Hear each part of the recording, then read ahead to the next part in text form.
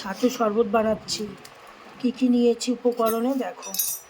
ছাতু নিয়েছি, পেঁয়াজ কুচি, লঙ্কা কুচি, আর এটা শসা কুচি, আর এই যে বিট লবণ নিয়েছি। এর সঙ্গে সাদা লবণও দিতে হবে, না দিলে ভালো লাগবে না। আর কি করে বানাচ্ছি এবার দেখো তোমরা। এই স্বাদ মতো জল দিচ্ছে।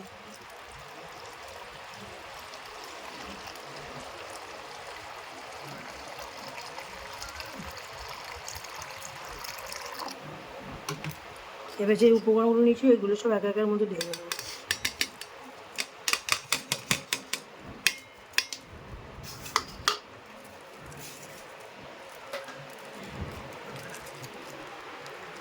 বিট লবণ,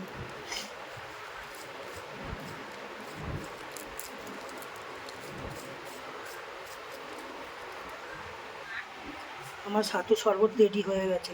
খেতে হেভি সুস্বাদু হয়েছে। এরকমভাবে বাড়িতে ছাতু শরবত বানাবে, পেট ঠান্ডাও থাকবে, পেটটা ভর্তিও থাকবে।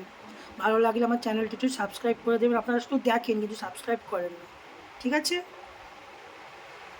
সবাইকে আমার তরফ থেকে নমস্কার।